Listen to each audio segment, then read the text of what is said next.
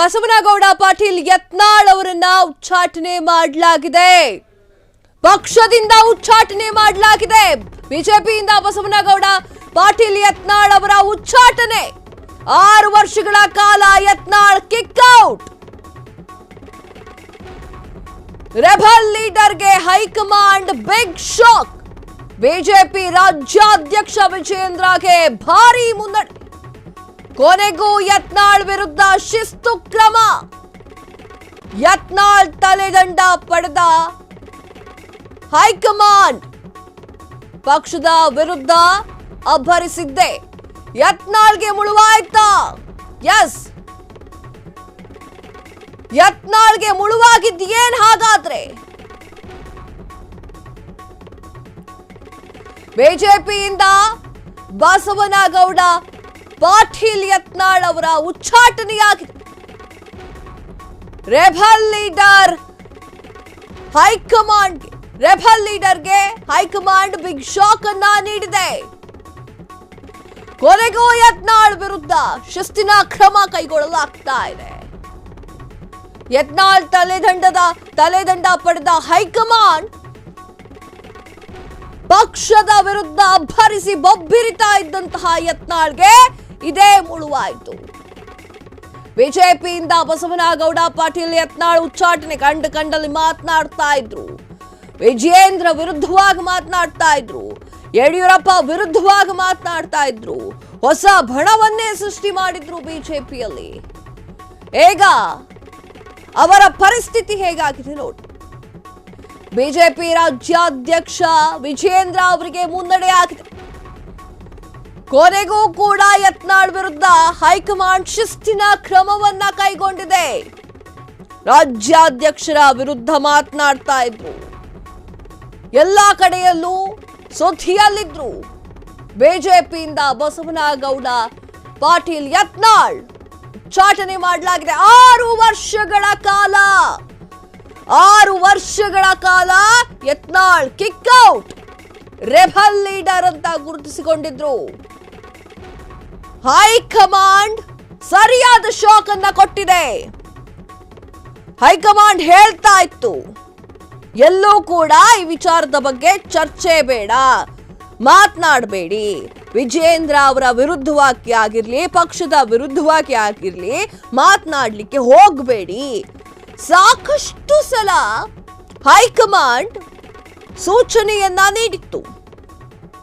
ಆದರೂ ಕೂಡ fire brand Basavanagouda Patil Yatnal ತಮ್ಮ ಮಾತನ್ನೇ ಸಾಧಿಸಿಕೊಂಡು ಬಂದರು. ಬಿಜೆಪಿ ರಾಜ್ಯಾಧ್ಯಕ್ಷ ವಿಜಯೇಂದ್ರಗೆ ಈ ವಿಚಾರದಲ್ಲಿ ಮುನ್ನಡೆಯಾಗಿದೆ. ಕೊನೆಗೂ ಕೂಡ ಯತ್ನಾಳ್ ವಿರುದ್ಧ ಶಿಸ್ತಿನ ಕ್ರಮವನ್ನ ಕೈಗೊಂಡಿದ್ದಾರೆ.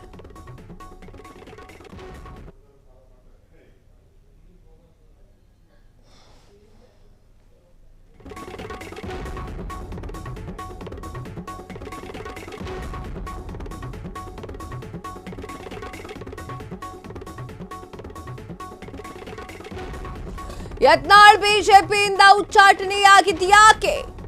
ಶೋಕಾಸ್ ನೋಟಿಸ್ಗೆ ಉತ್ತರಿಸದೆ ಇದ್ದಿದ್ದು.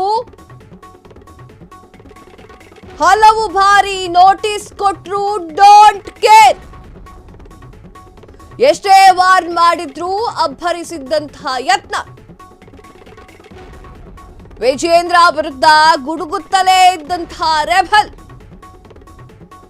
ಪಕ್ಷದಲ್ಲಿದ್ರೂ ಕೂಡ ಡ್ಯಾಮೇಜಿಂಗ್ ಸ್ಟೇಟ್ಮೆಂಟ್. ಯತ್ನಾಳ್ ಬಿಜೆಪಿಯಿಂದ ಉಚ್ಚಾಟನೆಯಾಗಿದ್ಯಾಕೆ? ಶೋಕಾಸ್ ನೋಟಿಸ್ಗೆ ಉತ್ತರಿಸದೇ ಇದ್ದಿದ್ದು. ಹಲವು ಬಾರಿ ನೋಟಿಸ್ ಅನ್ನ ಕೊಟ್ಟರು ಕೂಡ ಡೋಂಟ್ ಕೇರ್, ಪಕ್ಷದ ಬಗ್ಗೆ ಮಾತನಾಡಬೇಡಿ ಅಂತ ಹೇಳಿದ್ರು. ಹೈಕಮಾಂಡ್ ಮಾತನ್ನ ನಿರ್ಲಕ್ಷ್ಯ ಮಾಡಿದ್ದಾರೆ. ವಿಜಯೇಂದ್ರ ವಿರುದ್ಧವಾಗಿ ಗುಡುಕ್ತಲೇ ಇದ್ದಾರೆ. ಯತ್ನಾಳ್ ಬಿಜೆಪಿಯಿಂದ ಉಚ್ಚಾಟನೆ ಆಗಿದ್ದಕ್ಕೆ ಇದೇ ಕಾರಣನಾ? ಶೋಕಾಸ್ ನೋಟಿಸ್ಗೆ ಉತ್ತರವನ್ನ ಕೊಡದೇ ಇದ್ದಿದ್ದು ಇದು ಒಂದು ಕಾರಣನಾ? ಹಾಗೆ ವಿಜಯೇಂದ್ರ ಅವರ ಬಗ್ಗೆ ಆಗಿರಬಹುದು, ಪಕ್ಷದ ಬಗ್ಗೆ ಆಗಿರಬಹುದು, ಎಲ್ಲಂದ್ರಲ್ಲಿ ಮಾತನಾಡಬೇಡಿ ಅಂತ ಹೈಕಮಾಂಡ್ ಎಷ್ಟೇ ಸೂಚನೆಯನ್ನ ನೀಡಿದ್ರು, ಸೂಚನೆಯನ್ನ ಕೊಟ್ರು, ಅದನ್ನ ಕೇರ್ ಮಾಡದೆ ಏನು ಮನಸ್ಸಿಗೆ ಬರುತ್ತೋ ಅದನ್ನ ಮಾತನಾಡ್ಕೊಂತ ಹೋಗಿರೋದೇ ಮೈನಸ್ ಆಯ್ತಾ ಎಲ್ಲೋ ಒಂದು ಕಡೆ.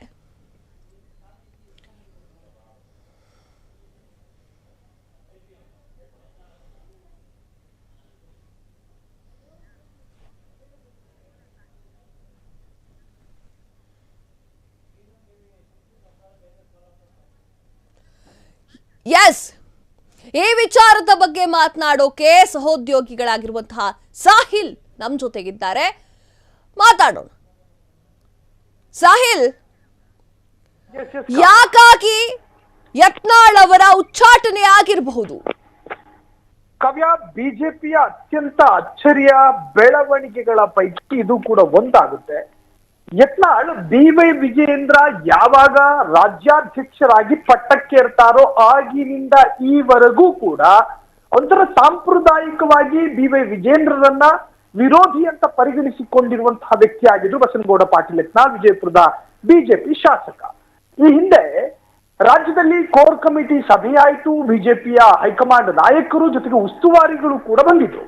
ಆ ಸಂದರ್ಭದಲ್ಲೇ ಬಸನಗೌಡ ಪಾಟೀಲ್ ರವರ ಉಚ್ಚಾಟನೆ ಆಗುತ್ತೆ ಅಂತ ಹೇಳಿ ಬಿಜೆಪಿಯ ಸಾಕಷ್ಟು ನಾಯಕರು ನಿರೀಕ್ಷೆ ಇಟ್ಕೊಂಡಿದ್ರು. ಆ ಸಂದರ್ಭದಲ್ಲೂ ಕೂಡ ಆಗ್ಲಿಲ್ಲ.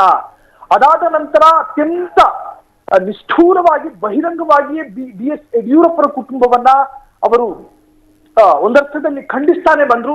ಜೊತೆಗೆ ಬಿ.ವೈ. ವಿಜಯೇಂದ್ರ ರಾಜ್ಯಾಧ್ಯಕ್ಷರಾಗಿ ಅಧಿಕಾರದಲ್ಲಿ ಇರುವಂತಹದ್ದು ಅತ್ಯಂತ ಅವೈಜ್ಞಾನಿಕ, ಜೊತೆಗೆ ಅವರೊಬ್ಬ ಅಸಮರ್ಥ ನಾಯಕ ಎನ್ನುವಂತಹದನ್ನ ಅತ್ಯಂತ ಬಹಿರಂಗವಾಗಿ ಹೇಳ್ಕೊಂಡು ಜೊತೆಗೆ ಅವರ ವಿರುದ್ಧವಾಗಿ ಸಾಕಷ್ಟು ಸಭೆಗಳನ್ನ ಮಾಡಿದ್ರು.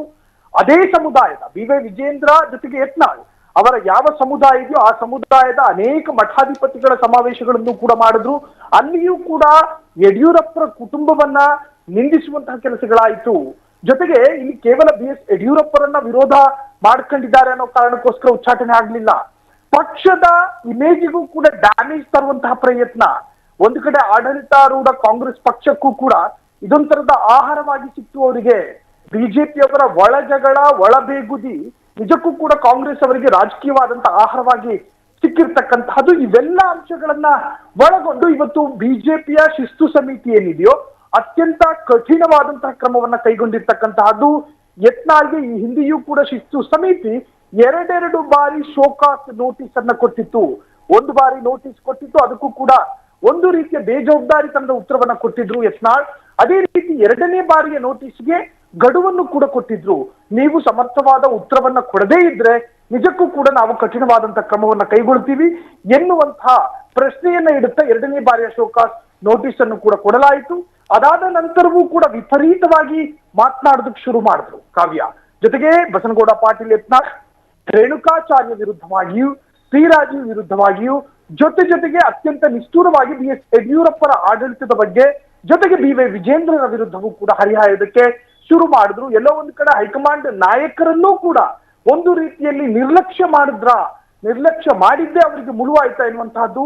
ಇವತ್ತು ಬಿಜೆಪಿಯ ಶಿಸ್ತು ಸಮಿತಿ 6 ವರ್ಷಗಳ ಕಾಲ ಅರ್ಥಾತ್ 2031ರವರೆಗೂ ಕೂಡ ಬಸನಗೌಡ ಪಾಟೀಲ್ ಯತ್ನಾಳ್ ಬಿಜೆಪಿಯಿಂದ ಉಚ್ಚಾಟನೆಯಾಗಿರ್ತಾರೆ. ಅದಾದ ನಂತರವಷ್ಟೇ ಅವರು ಬಿಜೆಪಿಗೆ ಮರಳಿ ಬರುವಂತಹ ಅವಕಾಶಗಳು ಇರುವಂತಹದ್ದು. ಇನ್ನು ಅವರ ಶಾಸಕ ಸ್ಥಾನ ಸಿಂಧುನಾ ಅಥವಾ ಸಿಂಧುನಾ ಎನ್ನುವಂತಹ ರೀತಿಯಲ್ಲೂ ಕೂಡ ಈಗ ಚರ್ಚೆಗಳು ಶುರುವಾಗಿದೆ. ಎಲ್ಲದಕ್ಕೂ ಕೂಡ ಮುಂದಿನ ಬಿಜೆಪಿಯ ಬೆಳವಣಿಗೆಗಳೇ ಉತ್ತರ ಕೊಡಬೇಕಾಗಿದೆ ಕಾವ್ಯ. ಈಗಾದ್ರೂ ರಾಜ್ಯಾಧ್ಯಕ್ಷರ ಸ್ಥಾನ ಬದಲಾವಣೆ ಈ ವಿಚಾರಕ್ಕೆ ಬ್ರೇಕ್ ಬೀಳುತ್ತಾ ಅಂತ?